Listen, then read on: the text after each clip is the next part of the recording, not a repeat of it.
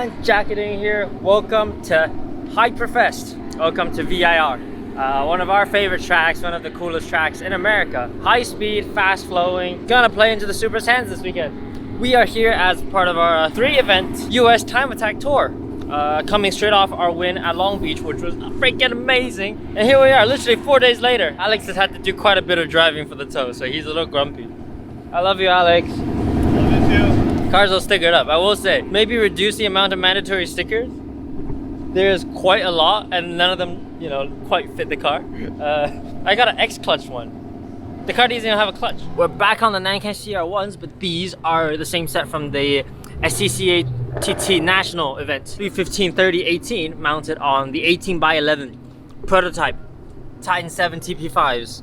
Looking super hot, looking super cool. And fitment for 315 squared, may I remind you, on a freaking Supra stock body.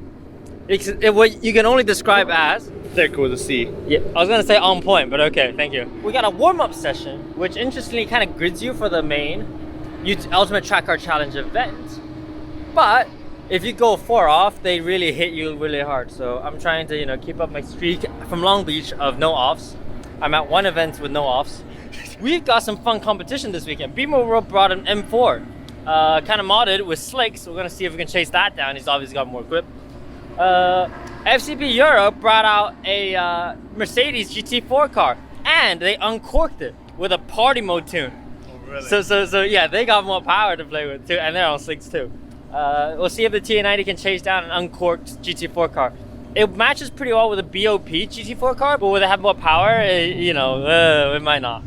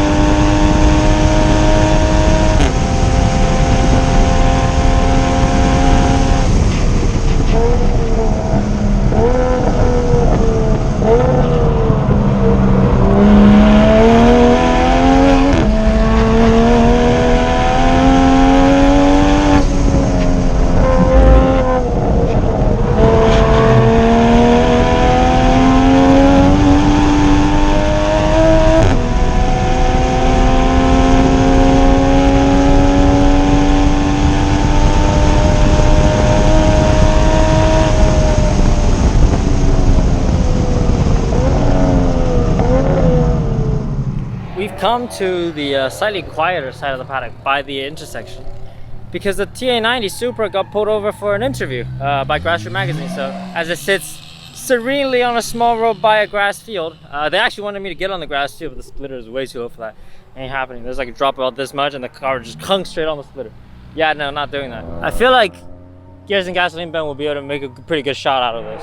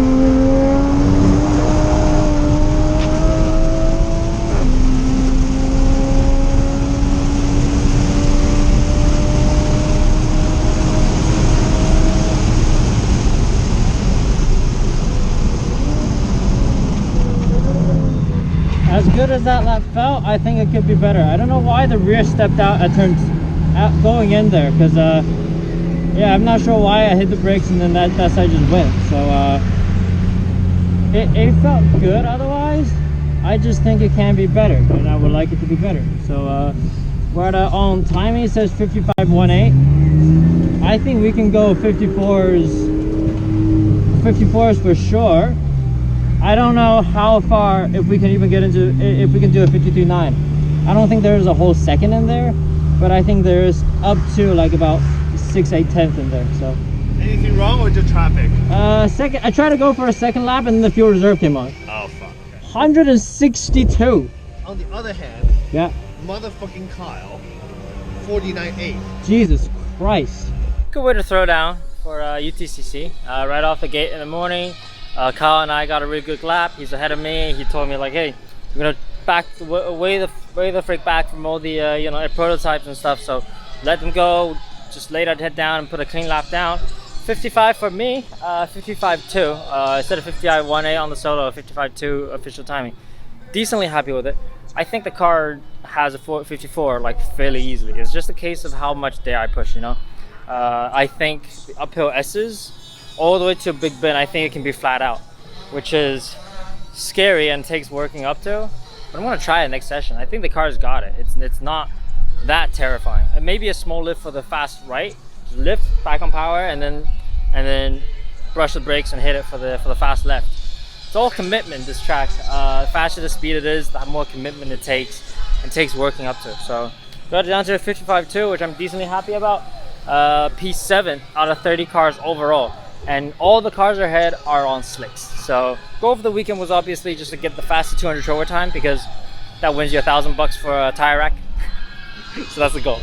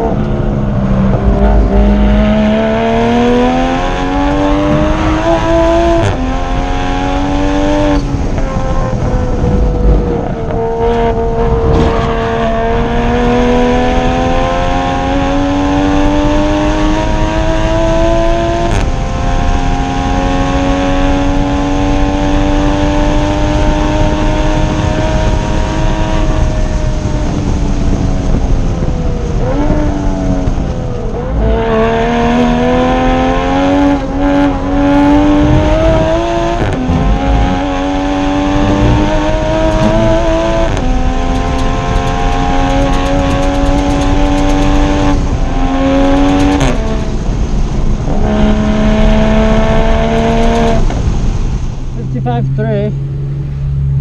I made up all the time in the third sector, but then I lost a lot in terms of mechanical traction first sector, which is kind of a toss-up. Ended up not going any quicker. Otherwise, I know it had a 54 in it. You know, the times kind of proved it. That's kind of a, that's a bummer, you know? It's like, you know, there's time in the car, but you can't even find it right now. So I think we might have to be done with this time, just with how the weather and temperatures going. But with NASA TT1 tomorrow, we can go for one more and just see if we can get a 54. Just want to point out to you, when things get fast, things break. After what, almost 2 seasons? Almost 2 seasons of abuse with our VIR's engineering splitter. Used and abused. Yeah, used and abused. The main plane has detached from the side, which made for kind of interesting. At 130ish, it just started like bump, bump, bump, bump. So I heard that rock. Yeah. So I'm like, that's not quite right. Oh, did the front also break? Look, the rear diffuser slightly came apart last session. It pulled the tab out of the OEM body, which is pretty wild. So we nuts and bolted it, so it should be okay, hopefully. And then one last go. See if we can go for 54s. Otherwise, tomorrow morning. I'm sure we'll get it tomorrow morning, but I kind of want it today. Just want it on the official magazine table, you know, like we did this time. But it'll be fine. We'll get fun, having fun. This track is awesome, so just enjoying it.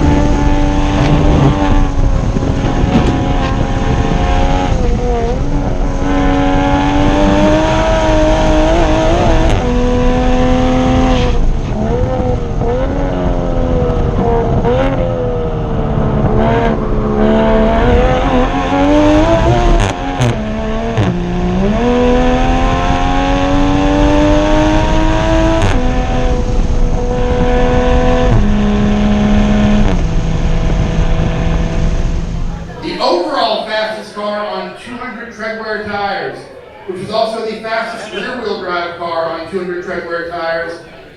This award is going to get a $1,000 tire rack gift certificate. How about, listen to this, on 200 tread-wear tires, a 155.2 by Jackie James.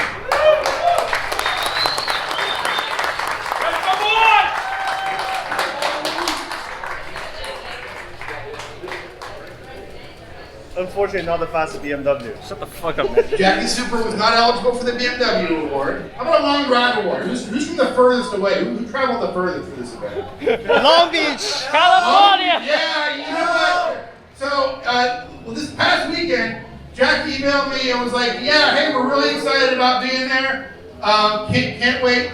Just got finished up running Global Time Attack. Global Time Attack was in Long Beach, California. So, what time did you leave Long Beach? Sunday evening. Sunday evening, this guy was in Long Beach, California, and Thursday night he shows up in Virginia. So, big game for that.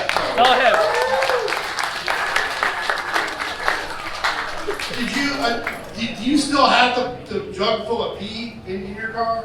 We actually do. Oh no, why is she all loaded up? Your boy done goofed. Last session I just pushed too hard. I think that having that Mustang slow me up in the first lap, it got to me and I was not driving at my best. Just not enough rest, really. And at a small, not really enough, I just kept going. I think I bumbled a couple curbs, straddled a couple curbs, maybe even a better word for it. What it did is it basically took out an entire scrape block that we have, the plastic ones here. Except on this side, as you can see with the extra scratch marks and stuff, it tore it straight off, which, you know, ripped a lot of the riv nuts out of it, which doesn't help. This one's bent up as well, and destroyed this one. And the strakes here, you might not be able to see it too well, but the strakes here is also damaged. So it was either keep running this for tomorrow's elimination, the knockout tournament, which I think honestly is such a cool idea, or, you know, I just pack it up and go home. I don't want to risk this. This is, as you know, as you guys saw through the design process of VIR, this is very extensive to make and very expensive as well on my wallet. So we ended up electing to just take it easy and sit out the rest of the event. So we won't be joining the rest of the guys and won't be joining NASA TD1, unfortunately, but it's okay. It's just part of life, I guess, and I need to. I'm kind of bummed about it because I've been driving, I feel like, reasonably okay. Yeah, I shouldn't have pushed that hard. So may that be a lesson to you all as well.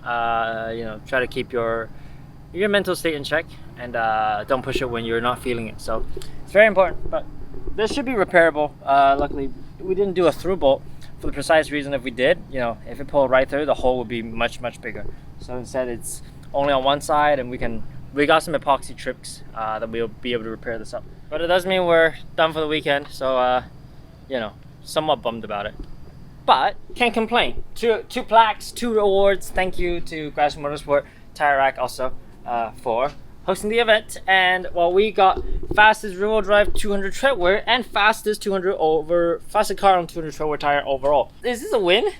This kind of counts as a win. We won something. We didn't leave home empty-handed. So that was the goal, to come and try to win the fastest 200, and we did. So 155.1. I think the car had a low 54. It's tomorrow morning. If it was perfect, we could have done a 54. So surely. Maybe next year we'll bring the Supra back to UTCC to all this again and do the knockout tournament, because that'll be really, really cool. Thank you all so much for watching. Thank you, Tire Rack and Grassroots Motorsport, for the trophy and the video shoot and everything. It's super cool. We'll see you all next year for another Ultimate Trucker Challenge.